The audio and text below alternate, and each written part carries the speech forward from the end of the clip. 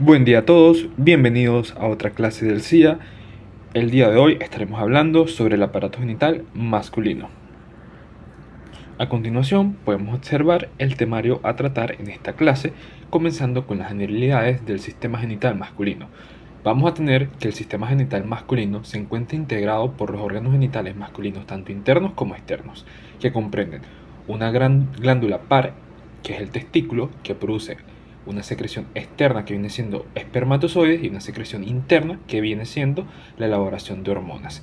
El epidídimo, que es la vía colectora y excretora del esperma anexada a cada testículo, las vías espermáticas, que vienen siendo conductos diferentes, vesículas seminales, conductos eyaculadores y la uretra, las glándulas anexas, que podemos encontrar la próstata y glándulas bulbo-uretrales, y por último el órgano copulador por excelencia del hombre, que viene siendo el pene.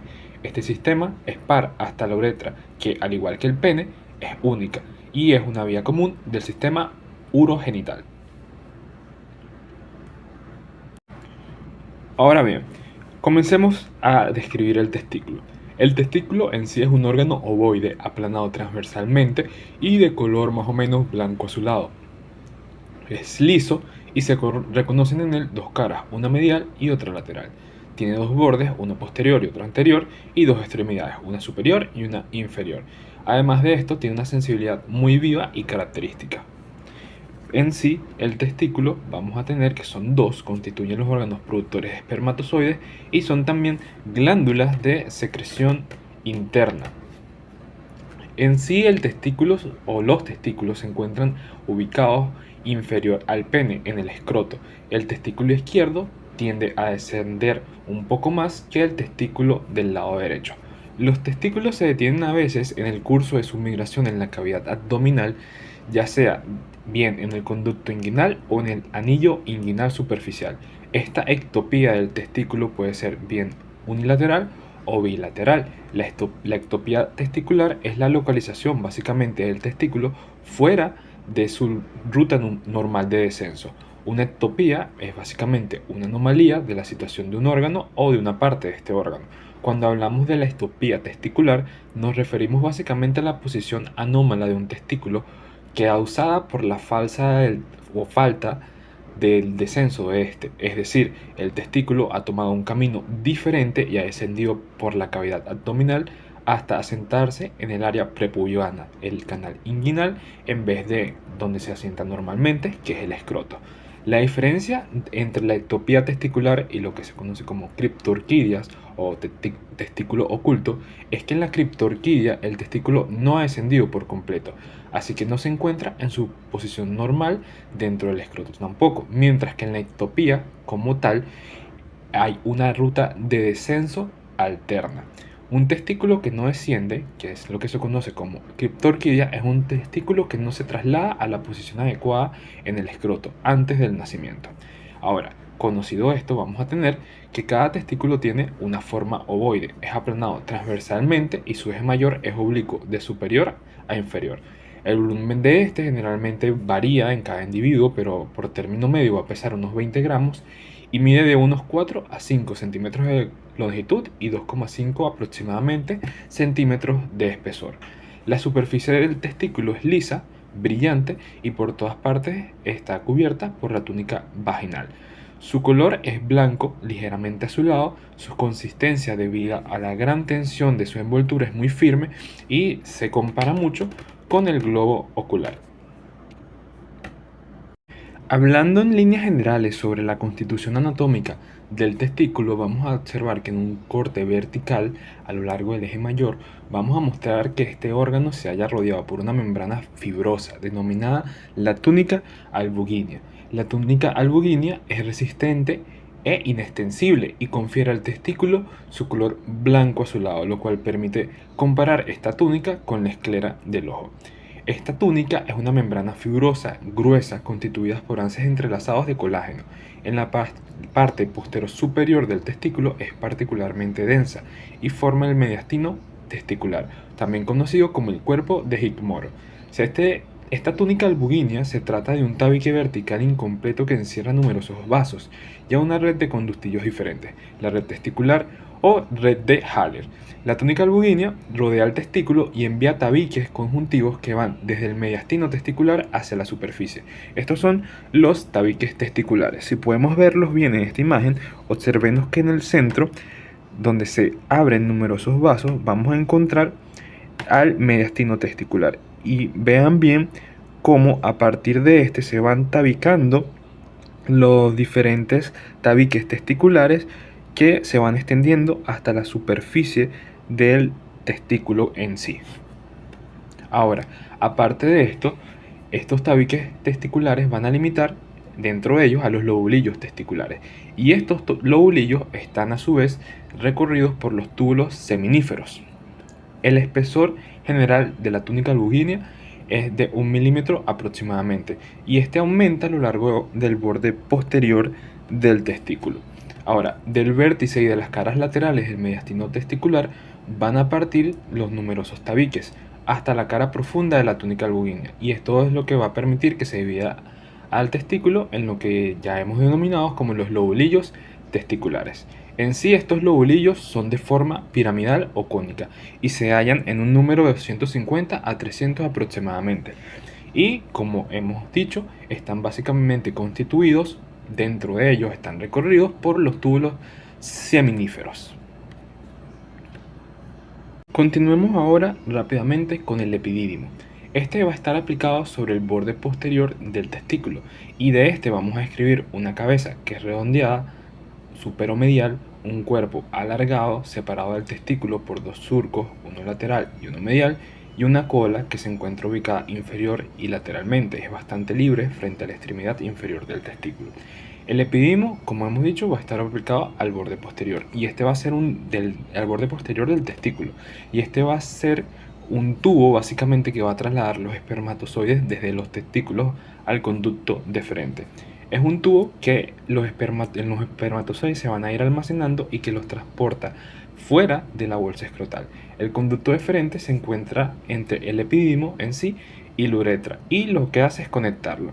Entonces vamos a tener que entre el testículo, primero vamos a tener el testículo, posteriormente después vamos a tener al epidídimo, que va a trasladar a los espermatozoides al conducto deferente, y por último del conducto deferente los espermatozoides van a pasar a la uretra.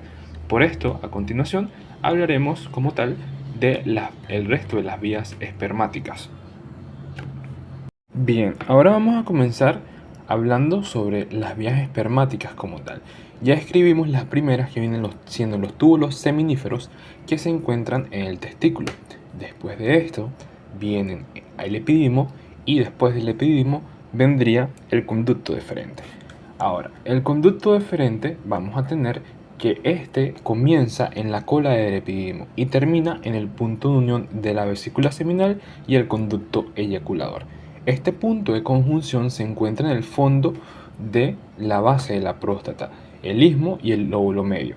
La forma es que es un conducto regularmente cilíndrico, salvo en su terminación, donde el calibre va a aumentar al mismo tiempo que su superficie se vuelve un poco irregular y se cubre de abollanaduras. Este último segmento del conducto deferente se denomina como la ampolla del conducto deferente. Es un conducto duro al tacto, lo cual permite distinguirlo fácilmente de los demás elementos del cordón espermático. Su consistencia es firme y se debe al gran espesor de la pared que el conducto deferente contiene. La longitud es por término medio unos 40 centímetros, su diámetro es aproximadamente 2 milímetros y la pared no supera los 0,5 milímetros. Continuando con el conducto deferente, vamos a tener que este cuenta de 5 porciones: una porción escrotal, una porción funicular, una porción inguinal, una ilíaca y una porción pélvica, que viene siendo la última porción. La porción escrotal, que viene siendo la primera porción, va desde la cola del epidídimo, es decir, desde la terminación del epidídimo, donde constituye una continuación básicamente del conducto del epidídimo. El conducto deferente es ligeramente aquí flexuoso y se dirige supero-anteriormente por el borde superior del testículo y a la cara medial del epidídimo, hasta la parte anterior del cuerpo del epidídimo. Está separado en sí del epidídimo por las venas testiculares del plexo posterior. Después de la porción escrotal vamos a encontrar entonces la porción funicular, que al llegar a la parte anterior del cuerpo del epididimo, el conducto deferente se acoda y asciende verticalmente hasta el anillo inguinal superficial. Es en este trayecto el conducto se halla contenido en el pedículo del escroto y forma parte de lo que se conoce como el cordón espermático. El cordón espermático es al pedículo en donde se encuentran suspendidos el testículo y el epididimo. Después de esta porción funicular, después de este acodamiento que hace, entra en el anillo inguinal superficial, conformándose así la porción inguinal del conducto deferente. La porción inguinal se encuentra ya superior al escroto. El conducto deferente va a penetrar en el conducto inguinal por su anillo inguinal superficial, como lo hemos establecido anteriormente, y lo va a recorrer en toda su extensión. Presenta en este conducto relaciones con elementos del cordón espermático idénticas a las que se encuentran en la porción funicular. Posteriormente a la porción inguinal va a llegar a la porción ilíaca, que es cuando llega como tal al anillo inguinal profundo. Es decir, para llegar a la porción inguinal, primero llega al anillo inguinal superficial, y para llegar a la porción ilíaca va a llegar al anillo inguinal profundo. Aquí los elementos del cordón espermático se van separando unos de otros, mientras que los vasos del plexo pampiniforme ascienden hacia la pared abdominal posterior y los del plexo testicular posterior desembocan en la vena epigástrica inferior. El conducto deferente, acompañado por su arteria, que es la arteria del conducto deferente, se dirige hacia la cavidad pélvica inferiormente al peritoneo, y es aquí donde se conforma en sí su terminación, que viene siendo la porción pélvica del conducto deferente. Además del conducto deferente, aquí vamos a tener también las vesículas seminales. Las vesículas seminales van a ser básicamente dos reservorios membranosos en los que se van a acumular el esperma en el intervalo que va entre eyaculaciones. Cada una de estas vesículas está en comunicación con el extremo terminal de uno de los conductos deferentes y se extiende lateralmente a este. En esta imagen vamos a observar cómo después de entrar en la porción pélvica ya se une en sí a la vesícula seminal. Es como que hicieran una conjugación de una Y. Ahora, estas vesículas básicamente son dos órganos alargados, aplanados de superior a inferior y de anterior a posterior. Su diámetro al principio va a ser muy estrecho y aumenta desde su origen en el conducto deferente hasta su extremo terminal. Básicamente, la unión con el conducto deferente va a ser su misma salida. Posteriormente a esto, vamos a tener que la conjugación ya de lo que viene siendo el conducto deferente con la vesícula seminal, vamos a tener ahí el conducto eyaculador. Los conductos eyaculadores se van a extender desde la terminación de los conductos deferentes y el origen de la vesícula seminal entonces hasta la porción prostática de la uretra, como lo podemos observar en la imagen. Los conductos eyaculadores generalmente tienen un término medio de unos 2,5 centímetros de longitud y su calibre se va haciendo gradualmente más pequeño. Por lo tanto, estos van a ser cónicos, comenzando con un diámetro de 1 a 2 milímetros y terminando en 0,5 milímetros en la uretra. Hablemos ahora sobre el escroto y las diversas túnicas o capas de tejido que contienen al testículo y al epidídimo. El escroto en sí es un saco cutáneo formado por dos capas, la piel y la túnica de Dartos. Esta túnica es una capa de fibras de músculo liso que le da un aspecto rugoso al escroto. La piel como tal es común en las dos mitades del escroto, va a ser fina, muy extensible, pigmentada y va a estar marcada por pliegues transversales, y en su mitad se va a encontrar interrumpida por el surco mediano longitudinal. Este surco forma un relieve que divide superficialmente el escroto en una mitad derecha y una mitad izquierda. Esto se conoce también como el rafe escrotal. En el adulto, la piel del escroto también contiene numerosos vellos con glándulas sebáceas y sudoríparas. Generalmente, como lo establecimos al principio, la mitad izquierda del escroto suele estar un poco más baja debido a la mayor longitud del cordón espermático y la altura también del testículo izquierdo. Y bueno, la segunda parte viene siendo la túnica de Dartos. Esta es una lámina de fibras musculares lisas que se encuentran adheridas a la piel y representan el escroto al tejido subcutáneo abdominal. En la línea media, la túnica Dartos va a enviar una prolongación ascendente que forma el tabique escrotal y determina dos cavidades dentro del escroto, que vienen a ser las bolsas escrotales. El tabique escrotal llega por arriba hasta la cara inferior del pene y por debajo se une con el rafe escrotal, separando así el testículo derecho del testículo izquierdo.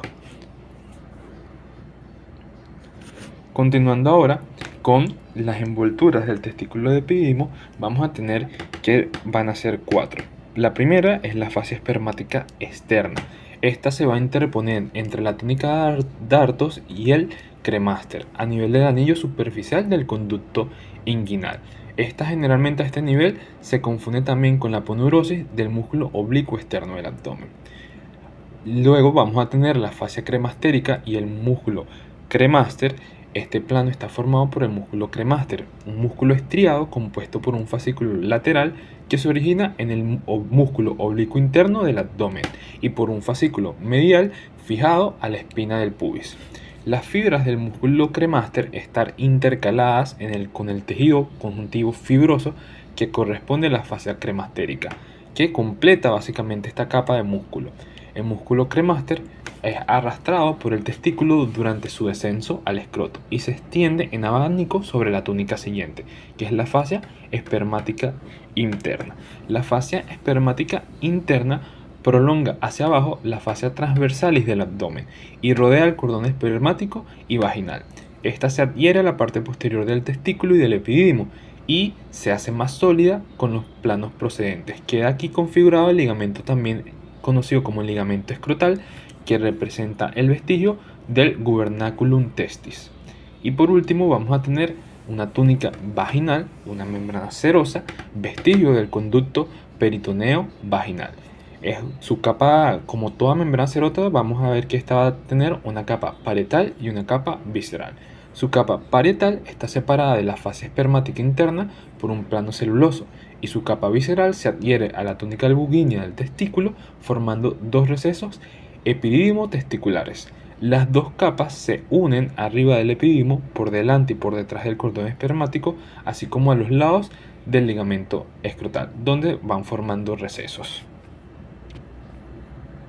Ahora, para finalizar y antes de comenzar con el pene, vamos a tener los vasos y nervios de estas estructuras.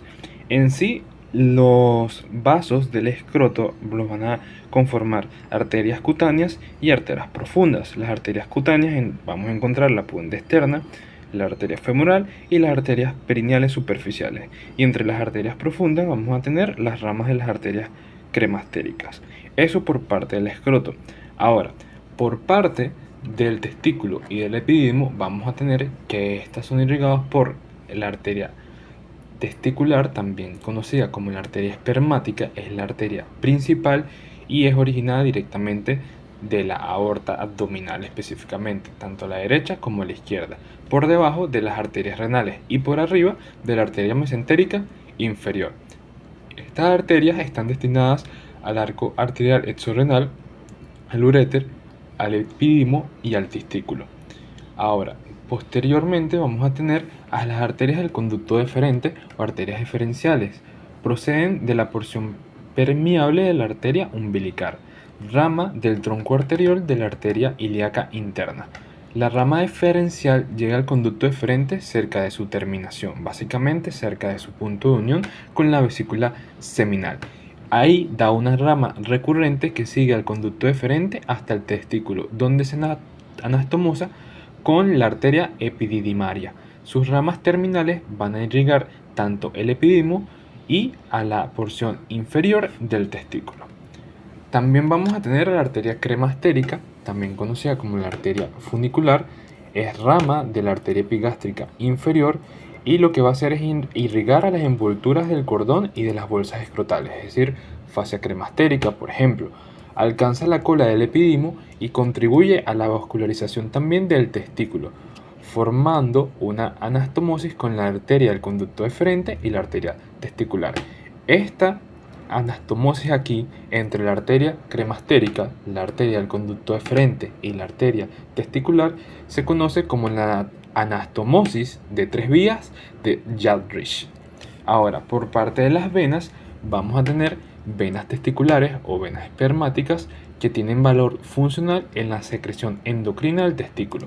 Recordemos que habíamos dicho que el testículo tiene una secreción interna de hormonas y una secreción externa de espermatozoides.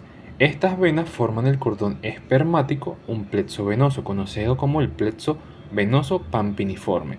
Las venas emergen en el mediastino del testículo por el hilio epidimo testicular o por la cola del epidimo, que viene siendo el grupo posterior. Estos dos grupos de venas forman el plexo que recorre en el cordón, el grupo anterior junto con la arteria testicular y el grupo posterior con la arteria del conducto deferente y en sí con el conducto deferente como tal. Por su parte, los vasos linfáticos se originan en una red intersticial que emerge del hilio testicular y acompaña a la arteria testicular para alcanzar los ganglios lumboárticos derechos e izquierdos, a veces con una estación en los ganglios ilíacos externos también. En parte de los nervios vamos a tener que adoptan las mismas vías de las arterias y provienen de los plexos lumbares, aórticos, testiculares, hipogástrico inferior y también del plexo diferencial. Y por último, para terminar con esta primera parte y antes de comenzar con el pene, vamos a hablar un poco sobre la anatomía funcional de estas estructuras. Como lo hemos dicho, vamos a tener una secreción externa en donde se van a producir espermatozoides a partir de células primarias que van siendo las espermatogonias, que es el fenómeno que se conoce como la espermatogénesis. Los espermatozoides portadores de los genes están sumergidos en un líquido fluente segregado también por el mismo testículo, el epidimo y más lejos por la próstata, para formar el semen, que es lo que conocemos como la esperma, que le da la capacidad a los espermatozoides de seguir con vida y de ejercer sus funciones. Y por otra parte vamos a tener las secreciones internas que aparecen básicamente en la pubertad, donde condicionan los caracteres sexuales secundarios, como viene siendo comportamiento, peso, el sistema piloso, el desarrollo óseo y también el desarrollo muscular del hombre. Ok, ahora vamos a continuar entonces hablando como tal sobre el pene, la próstata y las glándulas bulbouretrales. Vamos a tener que el pene es el órgano copulador por excelencia del hombre. Este se va a encontrar situado por debajo de la sínfisis del pubis y por arriba de los testículos y el escroto en sí. El pene y el escroto van a formar los órganos genitales externos masculinos. Este posee el poder de la erección, que lo hace apto básicamente para poder ejercer sus funciones copuladoras. Y esto va a darse gracias al tejido cavernoso, que ya más adelante estaremos hablando. Para dar una descripción rápida del pene, vamos a tener que en su estado normal va a encontrarse flácido, de forma cilíndrica, pende y se va a ubicar por delante del escroto, y además este es muy móvil. Su longitud promedio es de unos 12 a 15 centímetros en el adulto, y en estado de erección aumenta tanto de volumen como de longitud, pudiendo llegar en términos generales o lo normal a unos 17-18 centímetros. Aquí el pene se vuelve rígido, se endereza delante del pubis y de la pared abdominal. De esta forma se puede describir varias partes del pene, en donde vamos a encontrar una extremidad proximal, o también conocida como la raíz del pene, situada en la parte anterior del periné y está fijada al esqueleto por la inserción de los cuerpos cavernosos al pubis, y en la línea media por el ligamento suspensorio del pene. También vamos a escribir un cuerpo cilíndrico como tal de este órgano, con una cara superior o dorsal, que es el dorso del pene, y una cara inferior, que es conocida también como la cara uretral. Y vamos a tener también una extremidad distal que se encuentra formada por el glande y los tegumentos que constituyen esta parte, y además protegen el glande, que viene siendo el prepucio. El glande por su parte es liso, tapizado de mucosa, y en su vértice se va a abrir el orificio externo de la uretra. Su base ensanchada se denomina corona y está situada en el borde proximal del glande. La corona va a estar conectada al prepucio por el cuello del glande, o también se puede marcar aquí un surco, que es el surco balano prepucial. Su cara inferior se va a hallar excavada por un surco mediano donde se encuentra en profundidad un tabique ubicado debajo de la uretra, que este viene siendo el septo del glande. También en esta cara inferior vamos a encontrar el frenillo prepucial, que es un pliegue mediano tendido desde el glande hasta el prepucio, que básicamente va a ejercer una función de conexión. Mientras tanto, el prepucio es básicamente un pliegue de tegumentos que se encuentran alrededor del glande. Ahora, referente a las envolturas del pene, vamos a tener que estas van a ser la piel, la túnica dartos, la fase superficial, la fase profunda del pene y la túnica albugínea. Estas van a rodear tanto los cuerpos cavernosos como los cuerpos esponjosos, que ya vamos a hablar. Para describir la piel vamos a tener que esté fina, móvil, se prolonga a nivel del cuello y el glande y va a estar continuada con el prepucio y también con la mucosa del glande. Contiene glándulas sebáceas a nivel del prepucio, cerca de la corona del glande, que son glándulas prepuciales de Tyson. Previamente también se llamaban glándulas de Cooper. En la túnica dartos va a ser una capa de fibras musculares lisas dependiente del tejido subcutáneo que forman un manguito longitudinal alrededor del glande, es decir, va a ser longitudinal y va a ser circular, ya que van a estar rodeando el glande. Este músculo es la continuación básicamente de la túnica de dartos que habíamos hablado anteriormente en el escroto. Y aquí se va a incluir la fascia superficial del pene, o por lo menos la porción más laxa de la fascia superficial del pene. Y aquí damos paso entonces a la fase superficial del pene. Esta va a constituir el tejido conjuntivo laxo que asegura la movilidad de la piel. Esta fascia está cubierta por la túnica de dartos y es también una dependencia del tejido subcutáneo. Y aquí vamos a encontrar también varios vasos superficiales. Después tendremos la fascia profunda del pene, que se trata en sí de una fascia de tejido conjuntivo fibroso más gruesa que la fascia superficial. Envuelve las formaciones eréctiles, es decir, cuerpos cavernosos y cuerpos esponjosos. Y esta también se conoce como la fascia penis o fascia de Boop, que se encuentra ubicada profundamente. Después de esta vamos a tener la túnica albugínea y el cuerpo cavernoso y el cuerpo esponjoso. La túnica albugínea es una cápsula fibrosa que envuelve a las formaciones eréctiles del pene. Y la túnica albugínea, hay que decir que la de los cuerpos cavernosos es mucho más gruesa que la de los cuerpos esponjosos. Ya hablado de esto, vamos a hablar entonces de las formaciones eréctiles como tal del pene. Como lo hemos dicho, estos vienen siendo los cuerpos cavernosos y los cuerpos esponjosos. Los cuerpos cavernosos vamos a encontrar que hay uno a la derecha y otro a la izquierda. Se insertan atrás y lateralmente en las ramas isquiopúbicas formando los pilares del pene. Estos vienen siendo cilíndricos y se adelgazan hacia sus extremidades. Se reúnen en el dorso del pene bajo la sínfisis del pubis y forman la raíz del pene. Generalmente en el surco inferior, mucho más amplio, se aloja el cuerpo cavernoso que contiene a la uretra. Adelante los cuerpos cavernosos se adelgazan un poquito, se aplanan y se separan de uno del otro para formar un ángulo del cual se desprende el ligamento anterior de ambos cuerpos cavernosos. Estos se van a fijar en la corona del glande. Por otra parte, la otra formación eréctil que vamos a tener es el cuerpo esponjoso. Esta es una formación mediana que rodea la uretra esponjosa, tanto vulvar como peniana. La parte posterior del cuerpo esponjoso se aloja en la separación de los cuerpos cavernosos y se encuentra dilatada aquí en esta parte formando el bulbo del pene.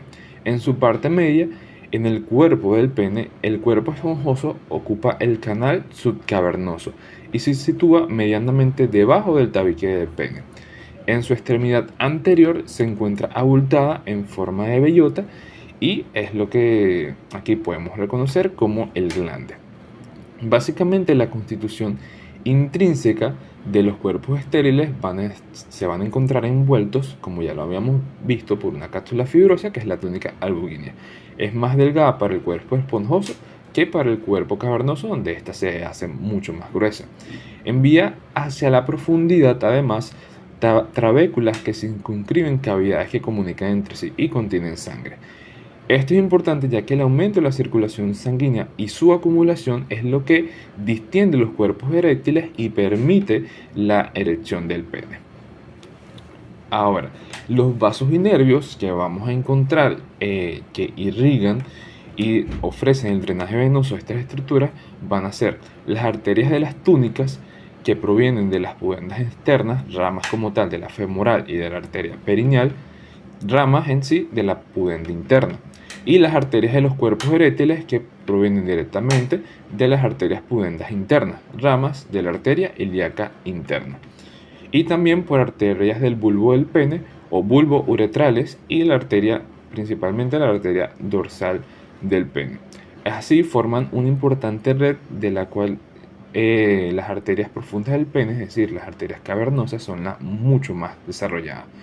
De esta forma, también vamos a tener que arterias profundas dan ramas espiroideas dentro de los cuerpos cavernosos, es decir, que los recorren de forma longitudinal y circular, que son las arterias elicianas. Por su parte, las venas, vamos a tener las venas superficiales, que van a ser básicamente la más importante es la vena dorsal superficial del pene, que drena en la vena safena magna, tributaria de la vena femoral, y tenemos las venas profundas del pene que drenan las venas cavernosas y forman la vena dorsal profunda. Por parte de los linfáticos, vamos a tener que los linfáticos profundos van a los ganglios inguinales profundos y los ganglios prevesicales. Y de los nervios vamos a tener que la sensibilidad es muy viva a nivel del glande y está asegurada por los nervios genitofemoral e ilioinguinal, ambas ramas del plexo lumbar. La erección del pene depende de los ramos provenientes del plexo hipogástrico inferior, en el cual participan los nervios esplándicos pélvicos, que son elementos del parasimpático pélvico. En términos generales, la anatomía funcional de la erección, vamos a tener que el pene, como hemos dicho, es el órgano de copulación por excelencia del hombre. Y la introducción de este en la vagina femenina hace posible lograr la erección en sí, pasando de un estado flácido a un estado eréctil. Ahora, ¿cómo funciona todo esto? La erección se va a deber debido a un aporte sanguíneo masivo al seno de los tejidos eréctiles, es decir, a los cuerpos cavernosos y cuerpos esponjosos. Esto exige una vascularización arterial, así como un drenaje venoso satisfactorio. Para producir la erección del pene, la anastomosis arteriovenosa de los cuerpos eréctiles se cierran, es decir, permaneciendo la sangre ahí. La estimulación parasimpática produce la relajación de los músculos lisos y de las arterias helicinas, lo que permite que la sangre llene estas cavidades de los cuerpos cavernosos y esponjosos del pene. Aquí, los músculos bulboesponjosos e isquiocavernosos comprimen a los plexos venosos, impidiendo el retorno de la sangre. De esta forma, el aumento de la rigidez de los cuerpos cavernosos y del cuerpo esponjoso produce la erección del pene gracias a esta acumulación de sangre que no puede salir. La estimulación simpática lo que va a provocar es el regreso del pene a la flacidez mediante mecanismos básicamente inversos, es decir, logrando drenar esta sangre. Para finalizar, hablemos entonces de la próstata y las glándulas bulbouretrales. Estos segregan un líquido que va a participar en la formación del semen. La próstata en sí es un órgano desarrollado alrededor de la parte inicial de la uretra. Forma parte de los órganos genitales internos masculinos y su disposición la unen a la vejiga y a la uretra. Está compuesto por una porción glandular que ocupa las 2/3 partes del tejido de la cápsula prostática y el tercio restante es tejido fibromuscular.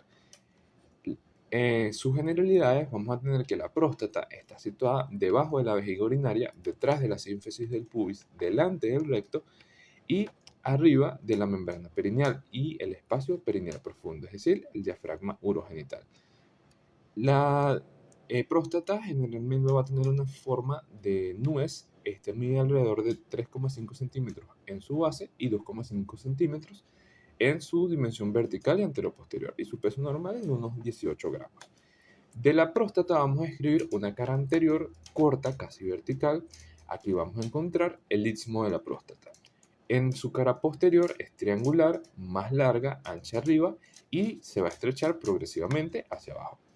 Vamos a tener dos caras inferolaterales, oblicuas hacia abajo y medialmente. Estas van a estar en relación con la fascia pelviana y el músculo elevador del ano. Y la base de la próstata, o también cara superior, es de forma triangular con la porción más ancha hacia atrás. Aquí la uretra prostática se halla más cercana al vértice anterior. Vamos a tener que la próstata va a ser firme, elástica, rudimentaria en el niño. Esta se va a desarrollar en la pubertad, pero a partir de los 50 años sufre una involución fibrosa. Es aquí cuando puede ser asiento de malformaciones benignas o malignas, como viene siendo el cáncer de próstata. La próstata va a estar envuelta por la cápsula prostática. Es fibrosa y la adhiere al tejido glandular. Además de esto, vamos a tener que conductos eyaculadores van a atravesar la próstata. Por detrás de la uretra, estos conductos van a ser oblicuos hacia abajo y hacia adelante y se abren en cada lado del colículo seminal. El utrículo prostático es un pequeño divertículo que se abre en el vértice del colículo seminal. Es homólogo a lo que viene siendo la porción superior de la vagina y el útero y constituye el vestigio embrionario del conducto paramesonéfrico. Las relaciones intrínsecas de este vamos a tener que en la próstata son anterior, lateral, posterior, superior e inferior. Las relaciones anteriores vamos a tener que la próstata está situada detrás del pubis y de la sínfisis del pubis, de lo que separa el espacio retropúbico. Además, vamos a tener que de la próstata se va a encontrar en lo que se conoce como las celdas prostáticas. La celda prostática va a estar delimitada por adelante por la lámina preprostática, estructura fibrosa que no dificulta realmente el acceso anterior a la celda prostática. Aquí se van a localizar plexos venosos prostáticos y vesicales. Por arriba, sobre la base de la próstata, se apoya el cuello de la vejiga urinaria, con el esfínter interno de la uretra y las vesículas seminales que van a estar inmediatamente por atrás. Lateralmente, la próstata está limitada por dos hojas sagitales, una derecha y otra izquierda, que parten de la arcada anterior del sacro y siguen las caras laterales del recto. Estas son las fascias pelvianas o láminas sacro-recto-genito-pubianas. Aquí vamos a encontrar elementos nerviosos como el plexo hipogástrico inferior, arterias, venas. Además, vamos a encontrar que en el extremo inferior presenta un engrosamiento que es el arco fibroso de la fascia pelviana, en contacto directo con la fascia superior del diafragma pélvico.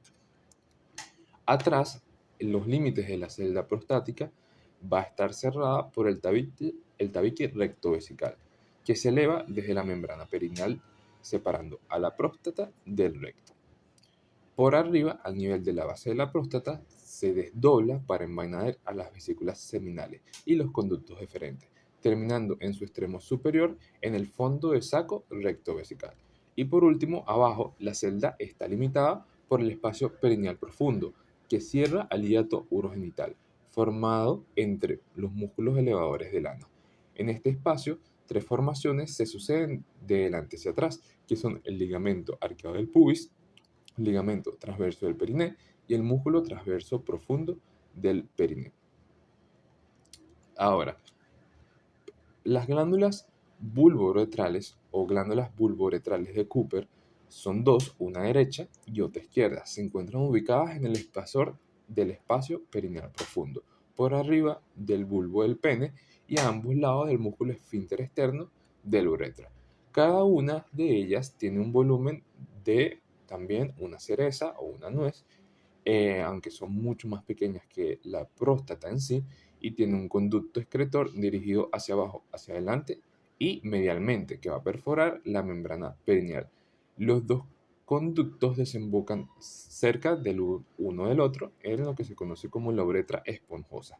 Estas glándulas están separadas del bulbo del pene por la membrana perineal y se encuentran rodeadas por fibras del músculo transverso profundo del pene. Los vasos y nervios que irrigan o drenan de aquí, vamos a tener que la arteria más importante es la arteria del bulbo del pene y la arteria uretral, originadas de la pudenda interna. Las venas, en su caso, van al plexo prostático y los nervios son ramos del nervio pudendo. Las glándulas bulbouretrales van a segregar un líquido claro y viscoso que se vierte en la uretra posterior a la eyaculación. Este líquido lo que va a favorecer es a la aglutinación del semen, es decir, a que éste se conglomere y pueda pasar por la uretra esponjosa. De esta manera terminamos con esta clase de aparato genital masculino. Como pueden ver aquí, la bibliografía que he utilizado fue la Target y el Rubier. Y por aquí les dejo nuestras redes sociales donde nos pueden seguir y estar pendientes por más cursos. Muchas gracias.